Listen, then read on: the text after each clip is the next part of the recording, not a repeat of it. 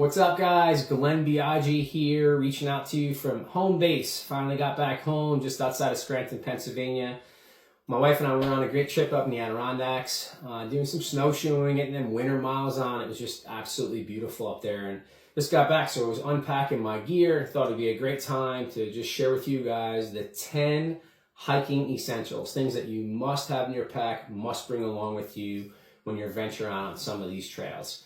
And the first thing, guys, number one thing is going to be navigation. So aside from our phone can be a great tool to use for navigation.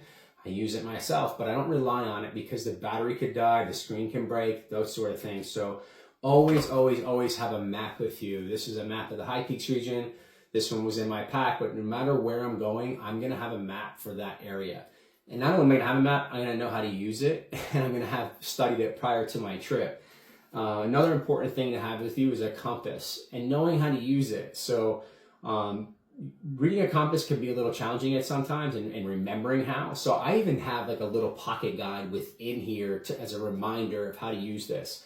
But it's also important to make sure you have declination on your compass. That way you can adjust it accordingly so you're using the map the right way for your region. And the last thing that I have along with me for navigation is my Garmin InReach. Not only is this a navigation tool, but it's super handy. It allows me to message people through satellite even when I don't have a service, but also as an SOS signal. So if something really bad happens, I get myself in trouble, I can still get help. The next thing on the list, guys, is going to be insulation in your gear, the clothing that you're wearing. So super important to dress appropriately for the season that you're in, but also the right kind of materials. We definitely don't want to be using any cotton. We're going to be wanting using synthetics, merinos, breathable, Gore-Tex, waterproof type stuff. So something that will always be with me, whether it's winter or summer, is a shell. Some kind of waterproof rain gear to keep you dry no matter what, because you never know what could happen. So even like in the summer, it could all of a sudden a pop-up thunderstorm could roll through. So you have to be prepared for that. And also, like, I just got back from a winter trip. This is my dry bag. It's all extra stuff. So here we have a gaiter. I have extra gloves, extra socks. I always bring these. Summer, winter, doesn't matter the season. Always bring extra socks. In the summer, I'll even bring like an extra shirt. Usually an extra long sleeve, like a synthetic long sleeve. Even got an extra hat in here, guys. So that's all about clothing and insulation. The next thing on the list is going to be light. So you may start hitting the trail at sun up and the sun is up, and you may have plans on coming back before the sun goes down, but those plans can change. Trust me, I've been there. So you better be prepared. You better have a light. I always have a light. I have backup batteries in my pack, but I always bring a second light just in case the bulb goes in this or something. I don't want to rely on my cell phone to get me out of the woods. So definitely going to need a good light. Next thing on the list, guys, is a first aid kit. So there's a ton of these out there. You can do these pre-made kits. They sell them in the store. This started as that, and then I added to it. After I got to learn my environment and the things I was up against out there, I started just adding a few things here and there, and I customized my kit. Next thing is going to be an emergency kit. Aside from the first aid kit, this is just like an emergency kit. So pocket knife. I keep a knife in here. And then I have some paracord. I always take like 50 feet worth of paracord. This could come in really handy to, fix a bootlace or a shoelace or, drop your pack down a steep ridge or whatever the case may be. You just never know. I have zip ties in here, and I even have a multi-tool, right? So super handy. Zip ties can come in handy. You break something on a snowshoe in the winter, whatever. So that's my emergency kit. Next thing on the list, guys, is going to be fire.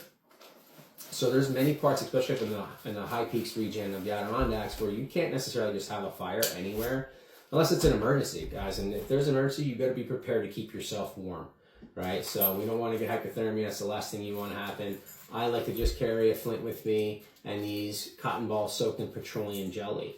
What's odd about this is that petroleum jelly is not even flammable, yet when you soak cotton balls in it, but leave the inside of the cotton ball. Make sure you have some dry fibers in there, right? Because that's what's going to initially take the flint, or take the spark. And then once these get ignited, they burn for a while. They're amazing. Some people like to bring like waterproof matches and strike anywhere matches, that sort of thing. Those are also really great to have along. Next thing on the list is going to be food. this is going to be, how much food you bring is going to be really contingent on the type of hike that you're going to be doing. But I definitely recommend high sodium and high calorie foods, quick and easy. Because you're probably going to be burning, especially in winter months, you're probably going to be burning even more calories than the summer months. But I would say you're probably going to be looking at burning anywhere from 150 to 200 calories every hour. So you need to be prepared for that, guys. So definitely make sure you have enough with you. I like things like beef jerky. These Cliff bars are really great. And these Cliff chews are really awesome too. They're high in sodium and you're a quick boost of energy.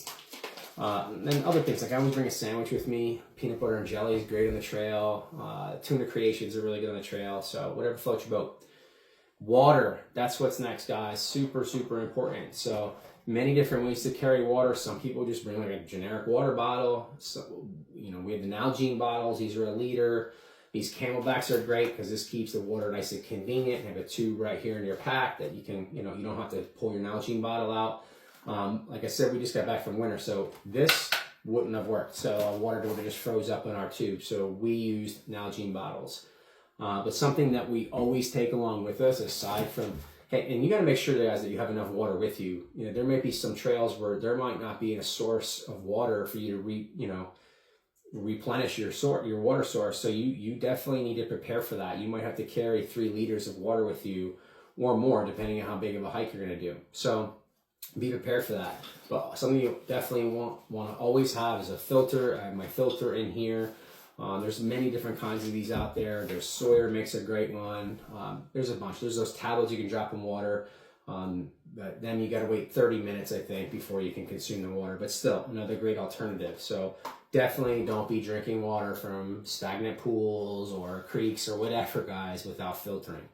All right. And then this isn't necessarily part of the hiking essentials list, but I add it to water, and it's electrolytes. And I like Mountain Ops. I think this is a great source because you don't need to mix this with water. You just put this on your tongue, it dissolves, and I'm telling you what, these things work, and you are going to be burning some electrolytes, guys. So you got to replenish these bad boys.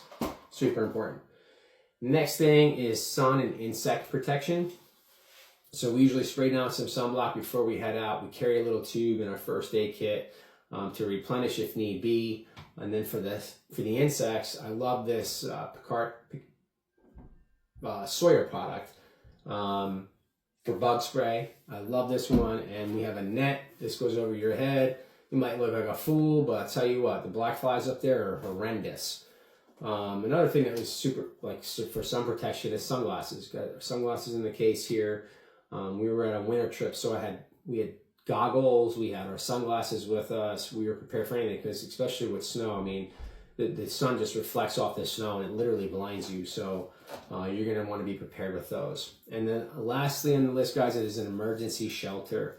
This thing could literally save your life. This is a bivvy. It's nothing more than a space blanket. You can get wrapped up in it mummy style, just like a sleeping bag. And this thing can potentially save your life. So not only could it be used like a sleep bag style, but thrown up over some branches or whatever for a quick little shelter to keep you out of the rain or out of snow, whatever the case may be. So, but that's it, guys. That's the quick 10 essentials. And some of this stuff changes a little bit with the season, or things get added to each section. But yeah, that's the quick 10 essentials. If you guys are eager to get out there and start exploring, hit the trails, please reach out, hit me up, hit up Greg over at Gundella Outdoors. We're licensed guides in the state of New York, and we'd love to take you on your next trip.